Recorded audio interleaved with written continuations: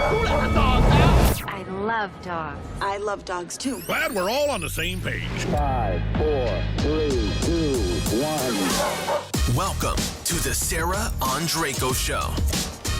Hey everyone, it's Sarah. Thank you so much for joining me today. Today's topic is psychopharmaceuticals. And with me, I have two experts in the field, Dr. Amy Learn and Dr. Amy Pike, who are both board certified veterinary behaviorists. And they're here to share a little bit of their wealth and knowledge to help primary care practitioners include different types of behavior medications for modifications in their practice. We're going to cover things like dosages, some common mistakes to avoid, and again, just some expertise to help you in choosing some of the right medications to treat those right target behaviors. So whether you're looking to kind of grow your own knowledge and help clients in-house in choosing the right medications through a behavior modification plan, or perhaps your clients don't necessarily have the resource or access to a board certified veterinary behaviorist, because there are less than 100 of them in the country, so that can be difficult at times. I think you're going to find a lot of value in this video, and it's really going to be packed full of great information to help you in your own practice and kind of expand your knowledge when it comes to psychopharmacology.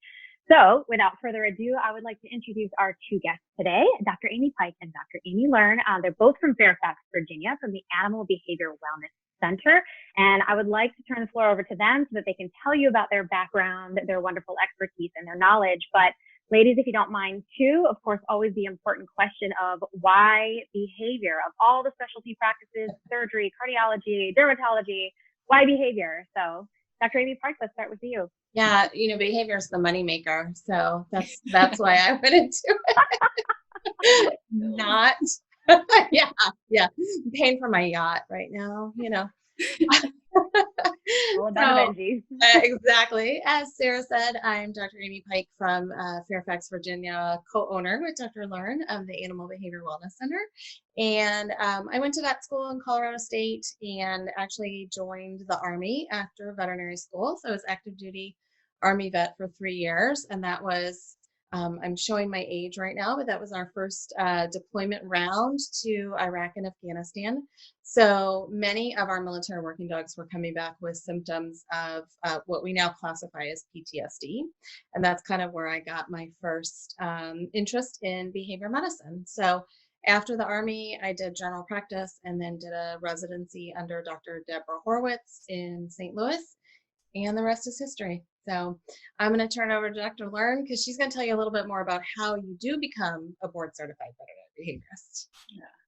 So I have come to this a little bit late in life. I actually went to veterinary school and then went into then I did an internship and I thought I was going to be a surgeon. So I did a surgical internship. And then I decided to just be a housewife and get married and settle down. And so I gave up a surgical residency and went into general practice for about 17 years. And then I said, I'm seeing a lot of problems in some of my patients with fear and anxiety and aggression, and there's not really a huge array of people out there that can help them. And so I need to do something more to help my patients. And, my goal is to care for their physical health, but I also want to care for their mental health. And so not knowing how to do that properly, I decided to do a behavior residency. And so I searched and searched and searched, and I found some poor souls that would help me. So to become a behavior resident, first of all, you have to be a veterinarian, then you have to do an internship, and then you have to go and do a residency. And that can be a little bit tricky because you have two options at that stage. You can go to university, and there are a few of them that are certified universities in the country that have a behavior program to teach their residents, but not all universities do. And not all people can go to university. I had a family and a job, and I couldn't just move them around and, change their whole lives to go back to school. So I chose to do a non-conforming residency. And what that means is instead of having classes at a university and a structured set of appointments and mentors there that can teach me and get me all of the information that I need, I had to go and find my way through and figure out what I needed to complete that curriculum. So I had to do a lot of online courses or go to university and take psychology and statistics and all of those kinds of things. I had to come up with a research plan and do that and have it published. I had to get information about all different species. So zoo animals, I worked with chimpanzees. I had to learn about farm animals and horses, cows, sheep, and goats. I had to learn about aquatics. So I did actually consult on a shark case and lab animals and all of those kinds of things to gather all of that information. And I think the challenging thing that people don't always understand is that behavior is almost always a diagnosis of exclusion. And so some of the other specialties think, oh, you have an easy job, you're just doing behavior. But really, we have to know about neurology, dermatology, internal medicine, surgery, all of the ologies, and be experts in those, because we have to rule those things out to know that we are dealing with a behavioral problem and not a systemic or medical problem. And so once you complete all of those courses in human psychology and learning theory and ethology and all of the development of how animals learn and become who they are, then you get to study and study and study and take an excruciatingly hard board certification examination. And then you go into real life again. Dr. Lauren just took her exam 2 weeks ago. 2 weeks. Yeah. Yes, congratulations, by the way. All that effort has paid off, right? It has. And I'm very lucky because I found two amazing women to mentor me. And one of them allowed me to join her practice and open up another branch in Richmond, Virginia. So it has been really amazing to learn from these mentors. Excellent. Well, and I have to say, like, everything that you just said says I have this intense amount of knowledge in my brain. So if you need help, please tap into that. This is my practice. This is my field. These are all the things that I went through to get here. So I can be such an important and valuable resource if you're in need, right? Mm-hmm. Yeah. Well, and the other thing that I gathered from that too is live your life, do all your things. But if you're my age or your age, I don't know if I'm older or not, but if you get to the end of the road and you think this is it, there's still always something else you can do. You can go back and you can specialize in something like behavior. So don't give up on that. I feel like a lot of people perhaps that are set in their ways and have been doing the same thing for such a long time feel like maybe they don't have it in them anymore to do. So thanks for being kind of an inspiration to say, hey, yeah, you can keep going.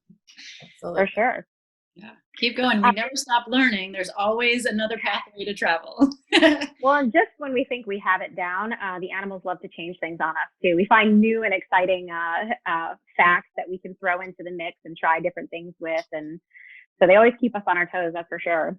Absolutely. And Dr. Pike, it's so interesting that you came into it with PTSD and dogs. I mean, I work with service dogs in particular for people coming back from war with PTSD, for veterans in particular that are dealing with that. So it's always interesting to hear that other perspective from the dogs. And we actually, I've worked with several groups that unfortunately they've induced traumatic experiences in the dogs because of pairing them too early and then they don't decompress appropriately. So we see that side of the behavior as well. But it's always interesting to put people into the perspective that it's not just the people that are suffering, but sometimes the dogs come back suffering too. So really, really cool work from that side of things.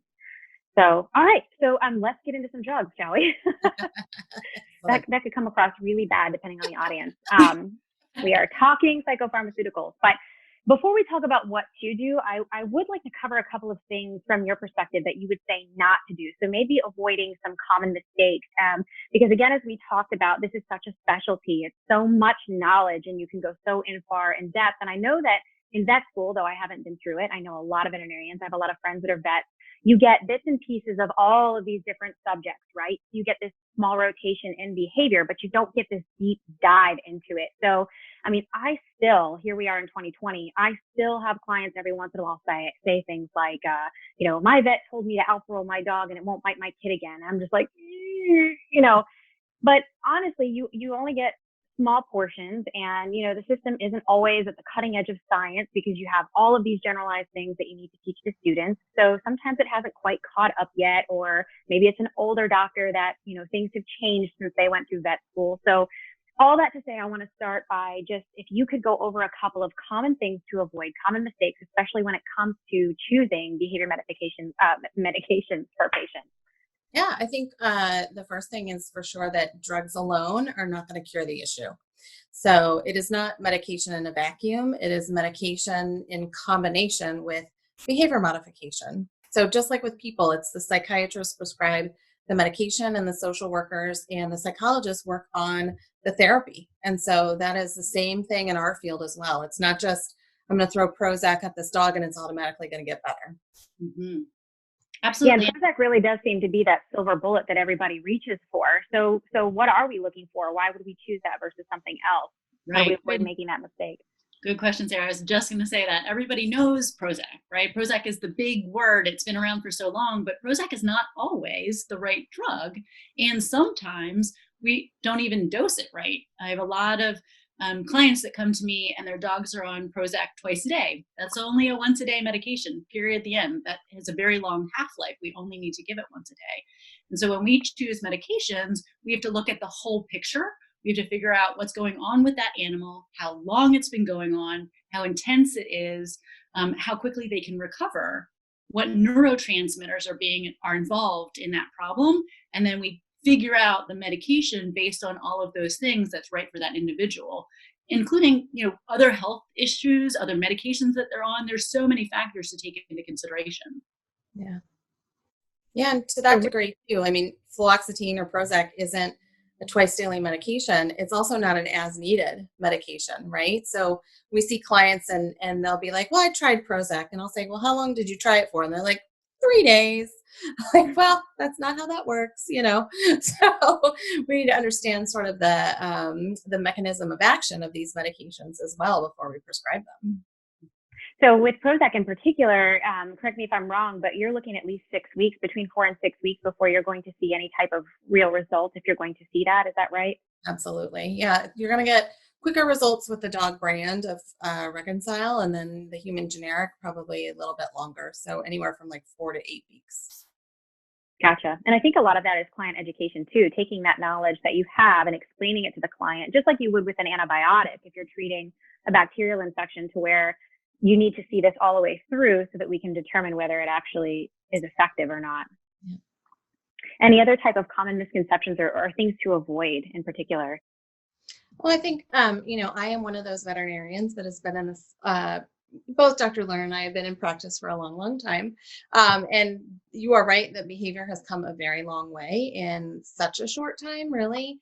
And when I was in veterinary school, we were taught to alpha roll puppies. We were taught to put a prong collar on all puppies, all those things. And we didn't have a whole lot of medications to our advantage. So a lot of what we used were not really anti-anxiety medications like acepromazine.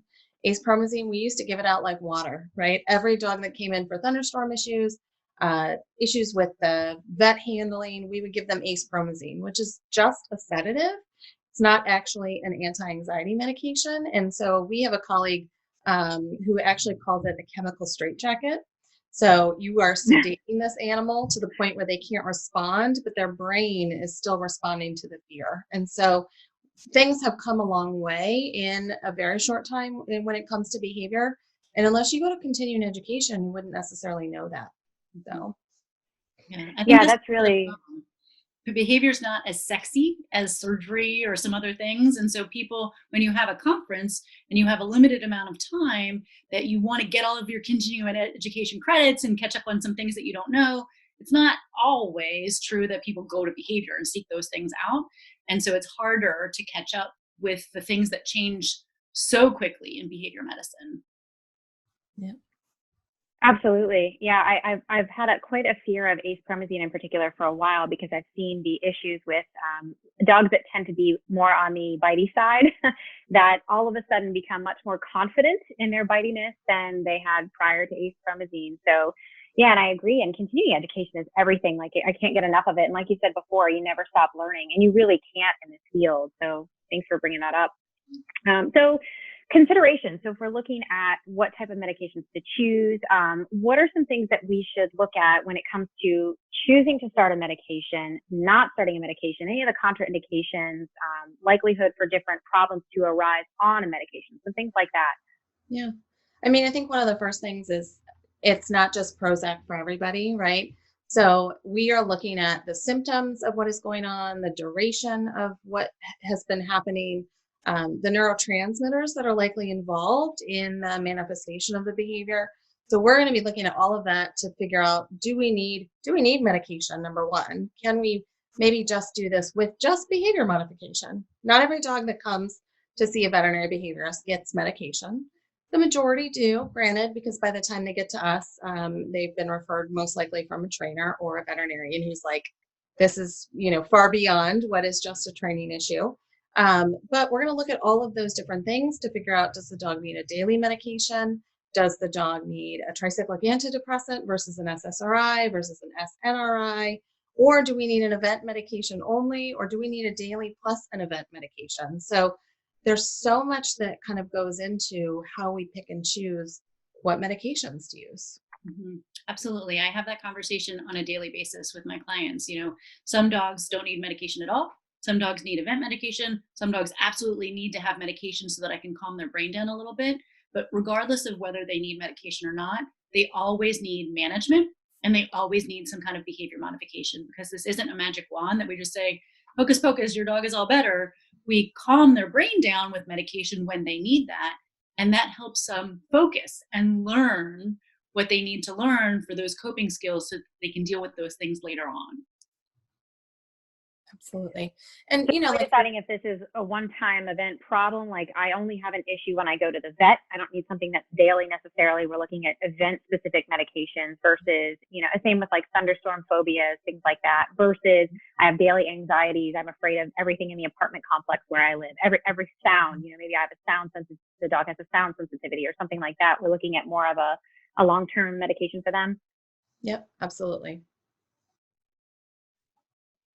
And what about in puppies too? I've had a couple of veterinarians tell me before that they're very cautious and very careful about using behavior medications in puppies because it has a different effect physiologically, and they're really kind of tentative about that. So what is your aspect on usage of psychopharmaceuticals in puppies?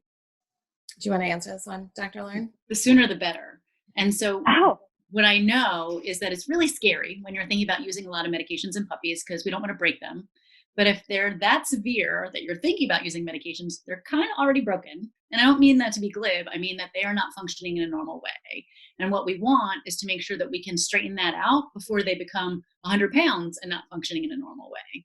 And so the earlier that we can get involved, there's even a chance that we can cure them. And I almost never say the word cure when I'm talking about behavior, because behavior is not a disease that you cure. It is contextual. It depends on the situation that you're in and the threats that are around you. But when you're a puppy, your brain is still changing. Your neurons are still making connections and those pathways are malleable. And so if I can use a medication and get those pathways to be a little bit more normal and have that brain function a little bit more normally, then that will straighten out some of that development. And I may be able to cure you at that stage because of that development process is still ongoing. Once you reach 4 months, it's done, right? We then are managing and modifying and helping and coping, but we're not fixing per se. Mm-hmm. Yeah, the sooner the better, for sure. Are there any drugs in particular that you tend to avoid with puppies, or anything that you typically recommend kind of as a starting point? Yeah, I mean, I think it's going to depend on the diagnosis. Many of these puppies are pretty shut down. And so like for a dog that is super shut down, we may use Sertraline, which is an SSRI. Zoloft is the brand name of that. It's an SSRI, so it increases serotonin, but it also increases dopamine, which is our activation or our pleasure neurotransmitter. So dogs that are super shut down tend to benefit from a little dopaminergic activity. So if they are not being a normal puppy and, playing and having zoomies and, doing naughty puppy things, then likely they're too shut down. They need some sort of activation. And so we may reach for sertraline in those cases. Gotcha. Are there times where you would reach for something that's more on the holistic scale, something more like a supplement or probiotics versus an actual pharmaceutical? Yeah, I think part of it is going to depend on severity, but also owner preference. There are some owners that, despite our best efforts, we are unable to convince them to start medication when it's warranted. And so if they are hesitant, then we will use supplements, pheromones, probiotics, those types of products. And along Gotcha. the same lines, sometimes I add. Yeah. Sometimes I'm getting a pretty good response with the medication, but I need a little bit more. And so then I'll add in an adjunctive therapy, pheromones, probiotics, L-theanine, alpha-casazepine. There's lots of different things to choose from. And what typically leads you in the direction of choosing one of those things in particular? So especially for puppies, I think I'm going to reach for a pheromone first and foremost. So like the adaptyl pheromone, which is the maternal appeasing pheromone that mother dogs produce when they're nursing their puppies. So it's very applicable for that, those puppy stages, and it can enhance learning as well. And so in my opinion, I think every puppy should have an adaptyl collar on until at least a year of age. If I had my way with the world, but for sure, that's what I'm going to reach for. If we have manifestations of like gastrointestinal issues when the animal is stressed, I'm going to reach more for like our probiotic products, like the Purina Calming Care, those types of things. Perfect. So I would like to talk a little bit about choosing the right medication for treating the right problematic behavior. Like you mentioned before, we have a tendency, veterinarians do often have a tendency to throw Prozac at everything. So when you're looking at all of the different medications that are available now and all of these different behaviors that you guys are treating, what kind of guides you to choose a specific medication for a specific behavior? So an example I like to use is the difference between a dog that might have fear aggression versus civil aggression, two very different drivers and motivators as far as what those aggressive tendencies are being caused by in the brain in particular. So what kind of things do you consider when you're deciding which drug to use with which behavioral problem that they're seeing? What's really driving that decision? Yeah. It's all about neurotransmitters. So if I want to increase the dog's ability to cope and have more cognitive thought when they're stressed, I'm going to reach for something that increases serotonin. If I need to regulate norepinephrine, kind of our flight or fight molecule, I'm going to reach for something like an alpha-2 agonist like clonidine for an event medication, or an SNRI, which regulates serotonin and norepinephrine. So it's really driven by signs, symptoms, and what we feel like neurotransmitters need modulated in that patient. And how do you determine really if you're going to start with a medication? Say your client comes to you and they're on board with the idea of using a medication to help with behavior modification.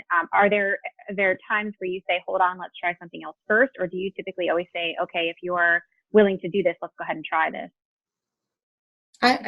I'm happy to answer that if you want to. I think we're both going to say the same thing. Probably. Go ahead.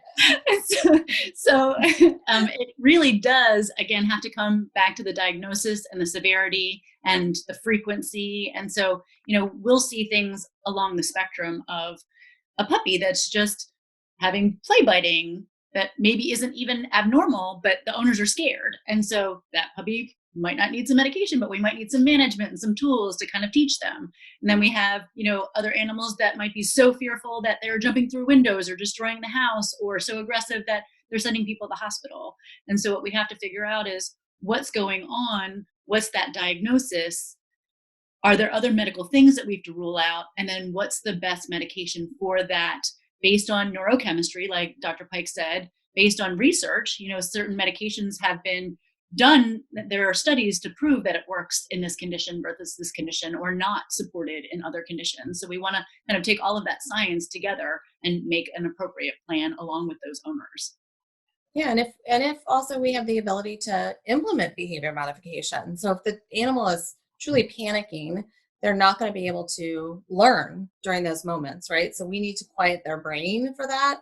If, let's say, we have a dog that has leash reactivity, where he's reactive towards other dogs, if it's like the first moment they see the dog 1,000 yards away, there's no room for behavior modification to work out. But if it's like, oh, the dog's okay until we get about 10 feet away, then there's room to actually do the training. And so that's really going to drive whether we need medication or not as well. Excellent point. Yeah.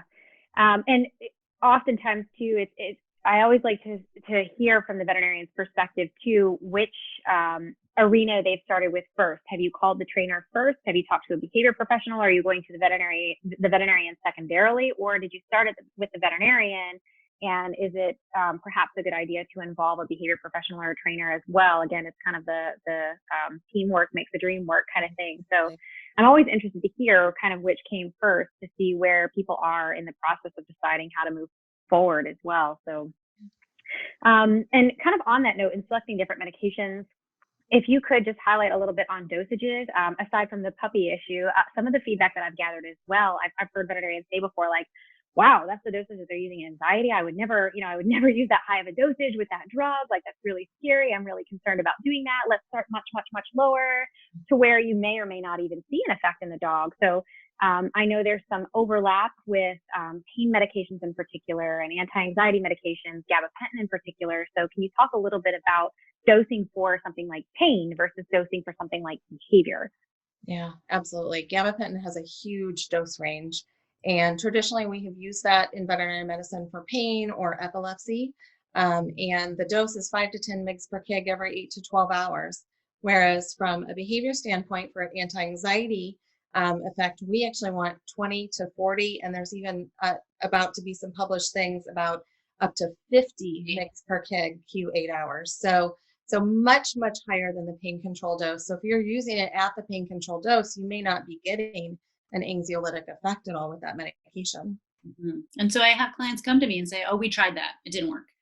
Okay, let's talk about that a little bit more. What dose did you try? How long did you try it? And the same thing with, like Dr. Pike said earlier, with the fluoxetine. We tried that for 3 days. Okay, let's reconsider what we want to do. And I do also, I'm also mindful of the side effects that go along with some of those medications.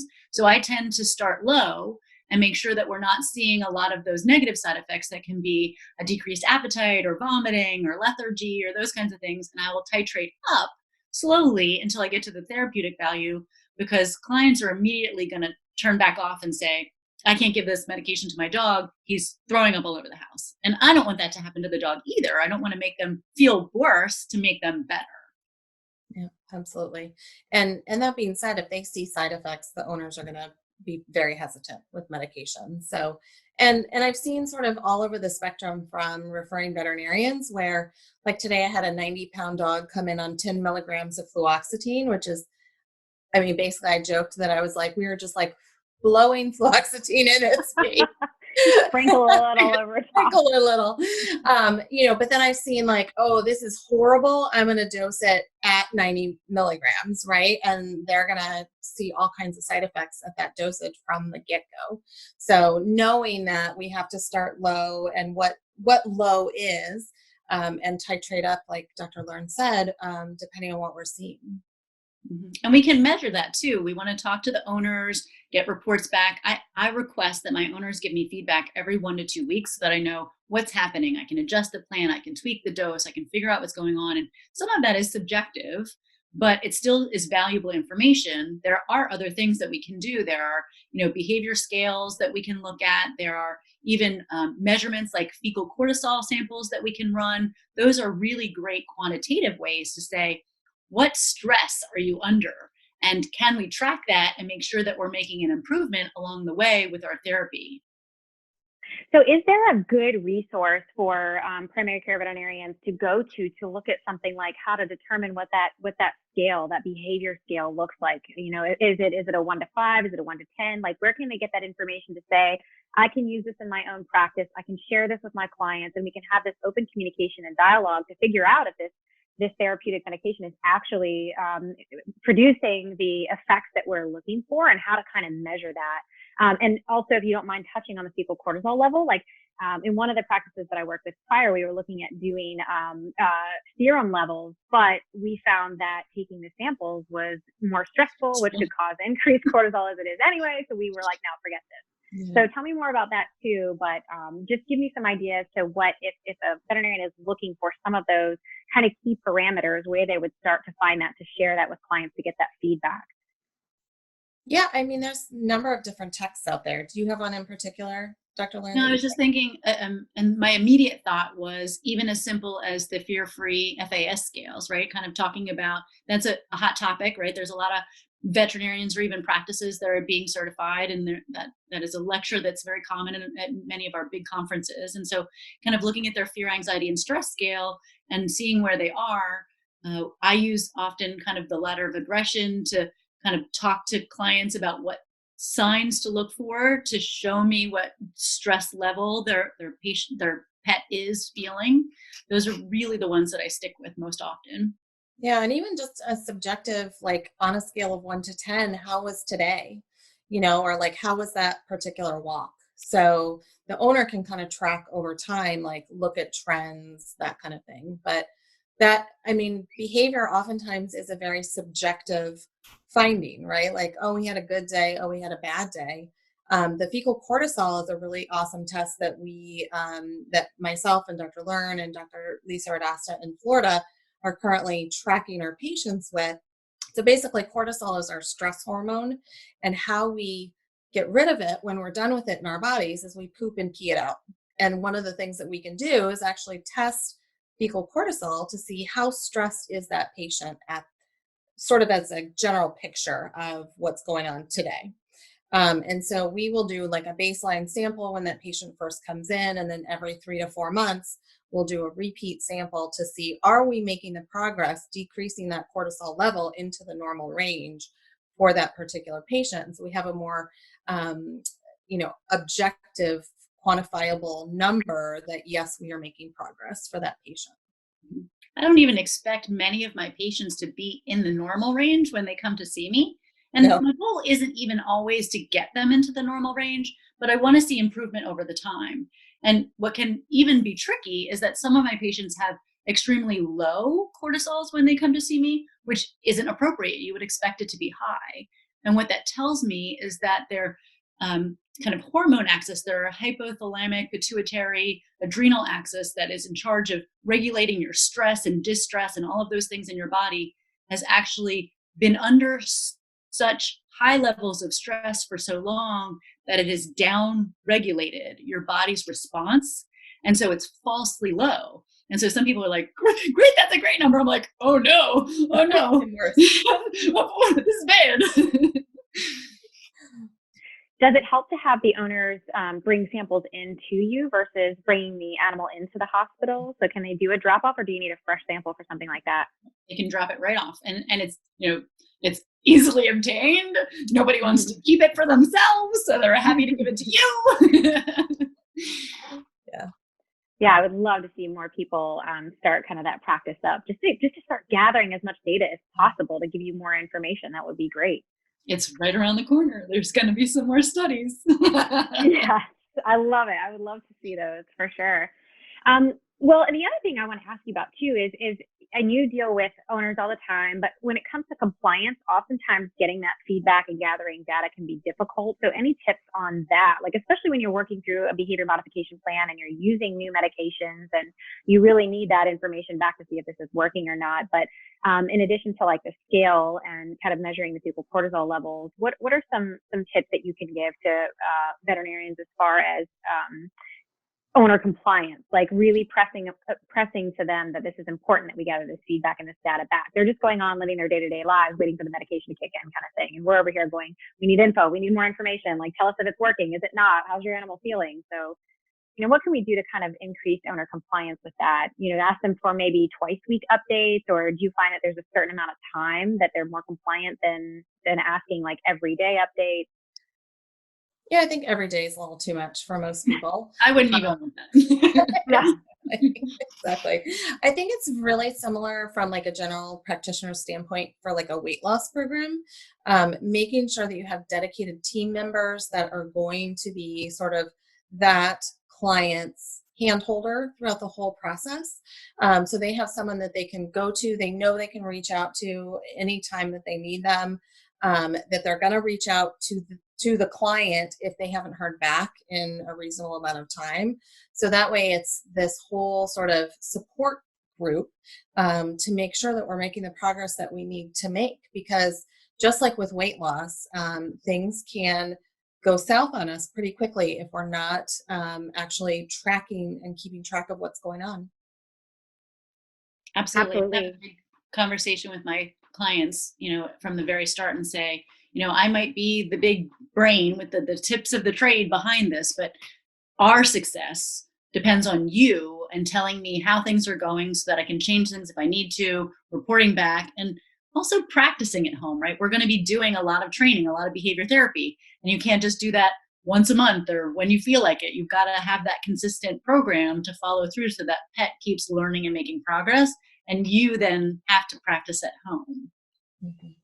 Yeah, I feel like that those checkpoints are so very important too, because as the owners are in there day to day, sometimes it's not as easy for them to see those progressive steps that their animal has taken from day 1 to day 90, because they're in that process the whole time and they're in it the whole time. Whereas you might see them, month 1 and then month 4, and you're like, wow, this is great. Look at all this progress that we've made. So I feel like that open communication between everyone involved in the modification for this particular animal will be helpful to the clients to see what's happening along the way as well, and hopefully find some hope in that too for their pet.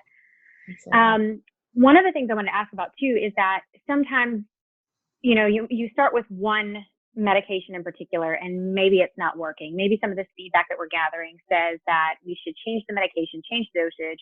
So kind of knowing when to do that, but also that you can't always hop from one medication right to the next, and kind of explaining that to owners as well. So are there any medications in particular that you want to mention, not hopping cold turkey from one to the other? Obviously, there's some that titrate in the system and need to wean down, but what are some common ones that you know of that need a period in between, and what does that period in between look like? Yeah, so I mean, everything that we're going to base this off of is about the half-life of the medication, whether it be the half-life of the medication itself or the active metabolites once the animal metabolizes that medication. So everything is, we need to know those numbers. So like fluoxetine in particular Prozac has one of the longest half-lives of any of our medications that we use out there. If we are going to switch to something like an MAOI or monoamine oxidase inhibitor, those two medications can interact so severely together that we can cause severe issues like serotonin syndrome in the pet. We have to have a 5-week washout between fluoxetine and starting an MAOI. And that means not stopping fluoxetine cold turkey. If they've been on it for a long time, we have to do a wean off period and then completely 5 weeks without medication before we start them on an MAOI. So but if you're switching from fluoxetine to another SSRI, we don't have to have a washout. You can stop fluoxetine one day and start paroxetine the very next day. So knowing how those mechanisms of actions work in these medications is important. Mm-hmm. Absolutely. I mean, the same thing. And actually, along with what Dr. Pike said, one of the things that I get often is my dog's going to go have a mass removed, or he's going to have surgery for something, and he's going to be under anesthesia, and they told me he can't eat that morning. So I didn't give him any of his meds. And I'm like, no, don't do that. And so we don't have to stop all meds before surgery.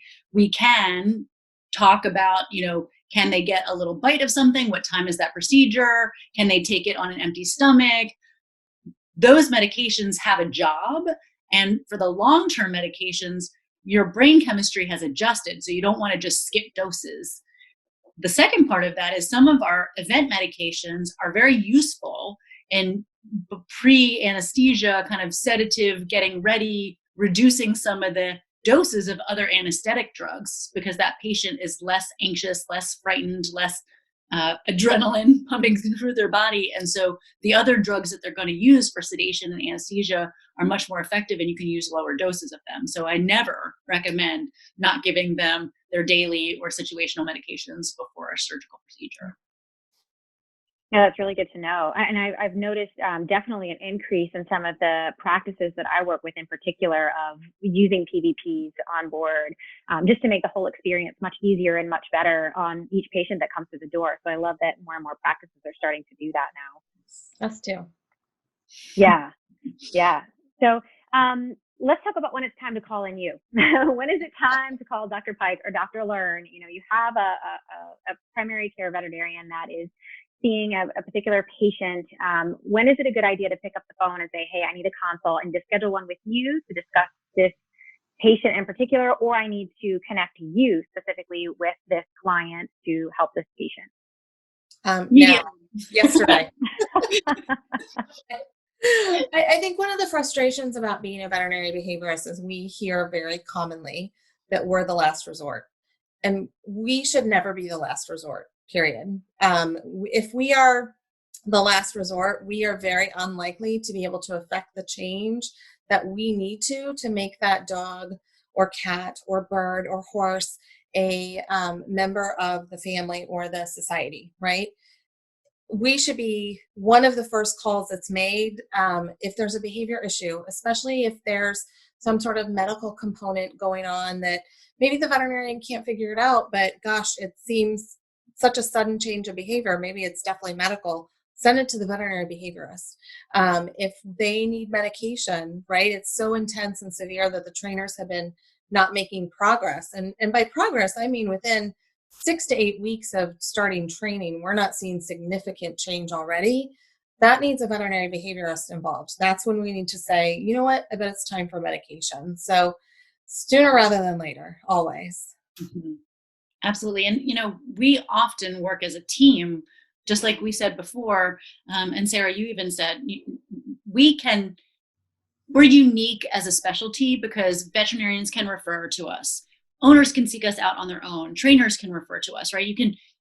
Anybody's welcome. Come on in. But the important part of that is we are a team. It takes a village to help these patients. And so I always refer back to the regular vet and talk about plans, and I send reports to the trainer and the trainer send reports to me. And so we're all caring together to make the best progress that we can. I couldn't agree more. And I will tell you that, not that you want to hear this, but I often, you guys are often the last resort. And it's one of those things that with my own behavior clients, I say, have you contacted a veterinary behaviorist? Have you thought about taking this route? Oftentimes they don't know the difference. They don't even know that a veterinary behaviorist is different from the person down the street that trains dogs as a hobby and calls himself a behavioralist. So there's a lack of education to begin with. So I think it's really important for professionals to be very open and carry this dialogue with their clients to let them know what resources are available to them. And it's not a last resort. It is let's get this on board as quickly as possible and kind of tackle this from a multifaceted perspective so we can throw what we need to throw at the dog to see the dog progress as quickly as possible in the right direction. So I'm glad you brought that up. Immediately, right away. Problems don't get better on their own. They get worse for sure. And they won't grow out of it, right? That's something that we see all the time. In fact, I had a client today who has a dog that is chasing his tail and mutilating, and he's been doing it for 4 years. And when he was a puppy, he started doing it. And the medical team that was in charge of this puppy said, oh, as he gets older, he'll just grow out of it. It'll be fine. It's just a puppy. He's just being a silly puppy. And he's not. And now he's mutilating himself. And so if I could have had my hands on that puppy right away, I might have been able to fix it more easily than I can now. Absolutely. Right. It is. It's just that behavior. The worse it's going to get. Right. Yeah, exactly. And you're right. I feel like, and I see this, and I'm not a veterinary behaviorist where I'm kind of the last straw, the last resort. We're so frustrated. We're going to find another family for it, or we're going to euthanize it. And I'm like, whoa. I wish you would have called me, last year when you started seeing these different issues. But I feel like people get to the end of their rope and they just don't know what to do. So the more education we can get out there about the resources that are available to people, I think the more they're going to rely on you for sure to help them through that process. Well, I think, for owners, behavior problems are embarrassing sometimes, right? And so don't want to talk to their veterinarian about it. And so just like we, when we were general practitioners, we would ask them like any coughing, sneezing, vomiting, diarrhea. We need to be eliciting that information from our owners. Like, are there any behaviors that you wish your dog didn't do or your cat didn't do? Is there something that you have concerns about? And screening those early so you can say, look, this is a serious issue. You need to see somebody. And number one, it's not your fault, because I think a lot of owners feel like they're going to get the blame for that issue. It's not your fault and you need help. And the sooner we get you that help, the better.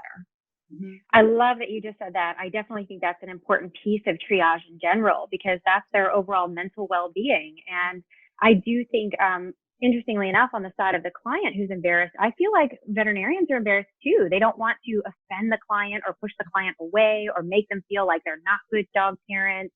And so I think that's a hard conversation for a lot of veterinarians to have. So I love the way that you just put that. I think that's a great example for veterinarians to use, and approaching it in a very delicate way that says, this isn't your fault. You know, I tell people all the time, dogs don't come with instruction manuals. Like they just don't. You know, most people think, oh, I have a dog, I feed it, I take care of it, I play with it, we're good, right? So I think for veterinarians to become more comfortable in broaching that subject and having that conversation and asking those questions without feeling like they're being judgmental or that the client feels judged in that is really critical. Absolutely. I think there's also a really common misperception of animals' motivations and feelings. And so we're very quick to label them stupid and stubborn and spiteful and mean and grumpy and all of the things that we say.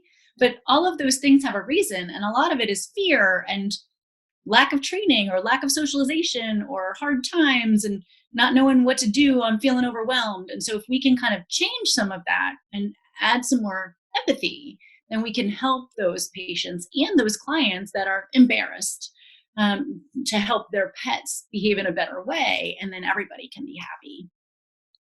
Absolutely. Yeah. So have you been having some, I have to ask, some extra fun with COVID and with quarantine? Are you seeing any really fun cases and any tidbits that you want to give to veterinarians that might be seeing a spike in different issues? Yeah, I think one of the biggest things that we've seen up here is everybody adopted a dog during this time frame. They cleared out the shelters, right? And if they couldn't find a dog at a shelter, they went and got a puppy.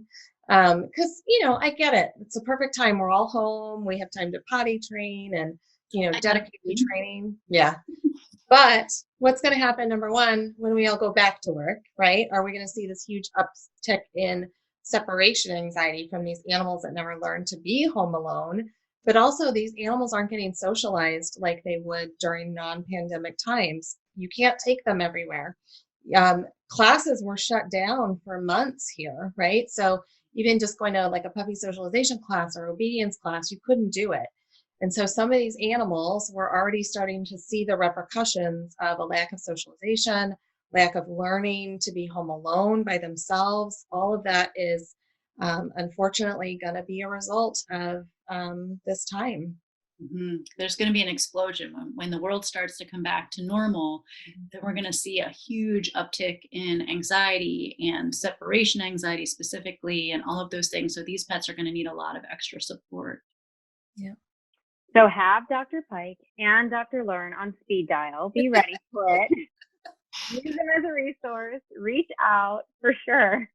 Yeah, we're always happy. We're always happy to talk to veterinarians. I would probably prefer to talk to vets all day long than see patients myself.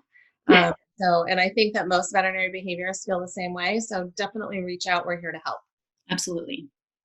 Yeah, thank you so very much. I really appreciate this. And I know that there are many veterinarians out there that perhaps have not taken any of your CE yet that will truly appreciate this and find value in this content. So I really appreciate your time. Is there anything else that you want to talk about or mention before we wrap up for the evening? I don't think No, so. thank you. Thank you for having us. This is really a fun little fireside chat. Yes. Yeah, I find it incredibly helpful and I truly appreciate it. I'm going to put a link to the Animal Behavior Wellness Center where you two both work, so that if anyone wants to reach out or has questions or would like to pull you in on a client or refer you, they can very easily do that. And I'll put some other notes in the bottom too to kind of help provide some resources. Anything that you want to add to this, we can put in those notes in the description below as well. And thank you so very much for your time. It was lovely speaking with you, and take care. All the best. Take care. Thanks.